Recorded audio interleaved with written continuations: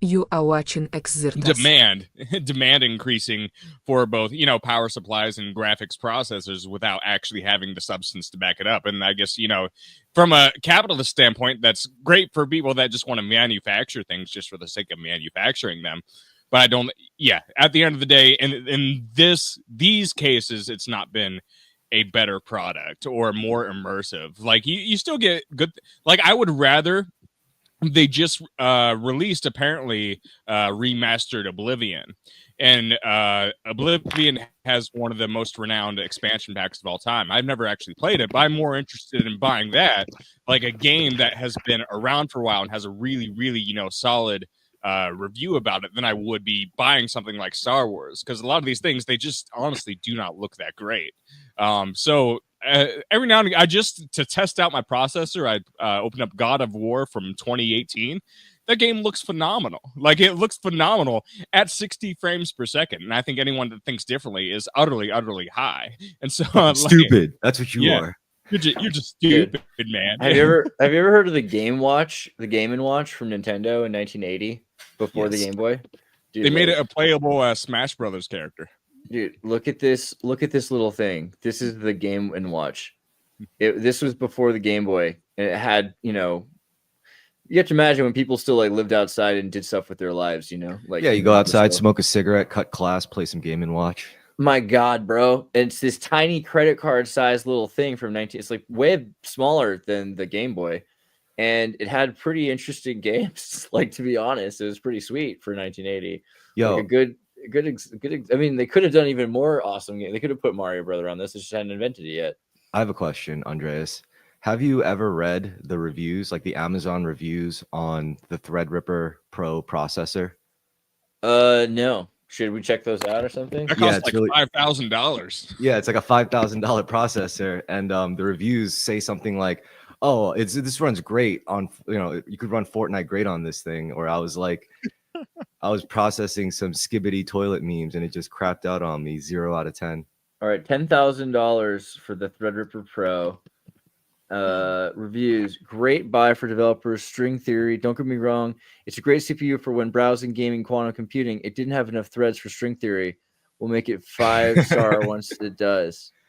That's kind of cool. It's nice to know what people are working on. Doesn't meet my needs. Although this is extremely expensive, it doesn't function as well as I thought. I rendered multiple videos with 3D models simultaneously. For example, I was rendering a skibbity toilet Ohio Giat Sigma Riz edit when all of a sudden my computer shut down, and I traced the problem back to this thread ripper. Really disappointed with this, especially the Phantom tax. Minecraft is still laggy at 150 frames per second. Gramps let me order with his Amex Centurion because my Minecraft was lagging at 150 frames per second, running 4K with 4070 Ti while playing with the boys. I totally forgot to buy thermal paste when ordering this thing, and it wasn't here, so I couldn't wait. I had Mima run me to Wally so I could grab some Arctic Silver. Got back home and slapped this baby in. Got a little Dorito dust in the paste for my fingers, but since it looked really cool, I left it. It runs a bit hot, so my fan streams all the time. Bowling Classic Smell 2. The worst part, Minecraft still lags at 150 FPS. I think I'm going to toss it for Intel Xeon 2.7 for Christmas. If Minecraft is still laggy, I'm done. Okay. 133 people found this helpful. Can anyone just write a comment, or do you have to actually buy it to do it? Write a customer review. Okay, you could, right? Okay.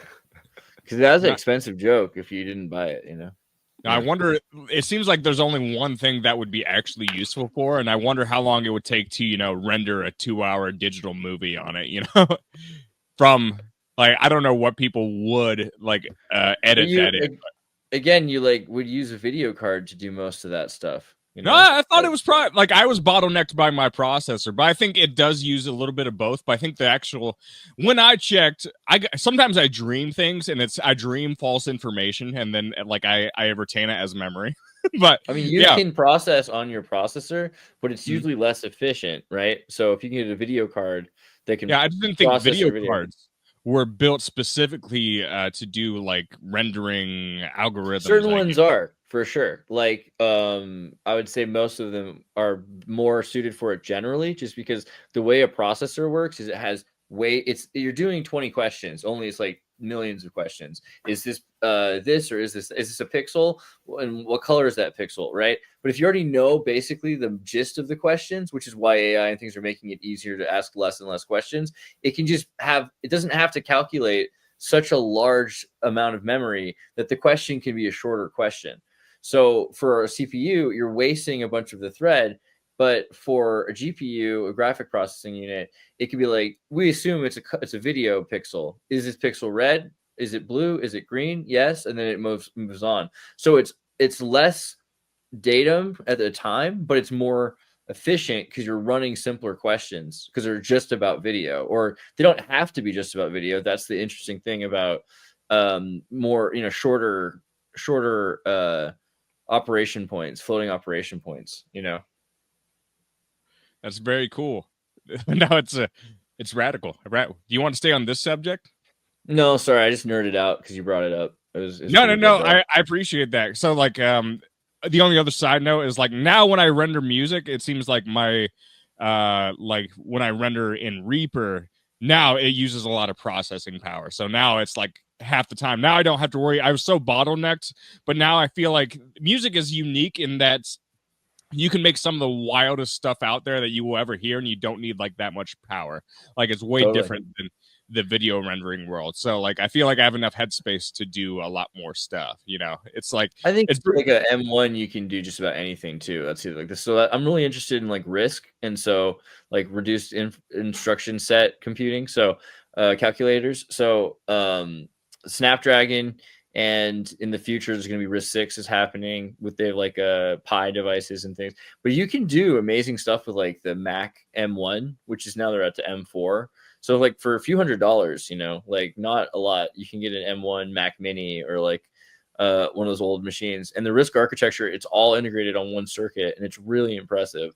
And you can be working in 4K video, live essentially. But also, why would you? Because you can always just, and most video editing software does this, is you make a thumbnail version of the video to edit. So while you're editing like a low, like 140p or 240p in like AVC, like a smaller compressed version of the video. But then it's just making an XML file with the points of edit, and then you export that. It does it to the real 4K video. So when you render it, it might take 10 minutes instead of 1 minute, but yeah, you're talking about like automating effects like fade-ins and outs and cuts and all that stuff. And that's basically its own format file, which gets exported and applied to the real video file. Which is only like 16 kilobits. It's a tiny little, or megabyte. It's a tiny little file, at the most. It's gonna be... honestly, I feel you, because going from like music production, which only took like a bit of processing or rendering, to like video editing, I was like, this is annoying, It was a huge jump in I guess computing processing power. Yeah, it's true. But yeah, I think the other thing that's kind of interesting is Snapdragon, because they are working on kind of like the Windows equivalent, and I don't know if Windows is the right word, but like the MS, like the DOS equivalent, because it's a machine that you can run. I mean, all of them can run Ubuntu, and they can all be, Linux machines. But a lot of people that are native to Windows have a hard time with Mac, and that's totally fine. So it's cool to see that Snapdragon's like, you can run, what's it called? Is it Quake or something? Or what's that, like the new game that everyone likes so much? I'm sorry, Doom? I forget. It's like Doom, Doom. And then there's the other one that's like kind of a role-playing in hell game that is popular now.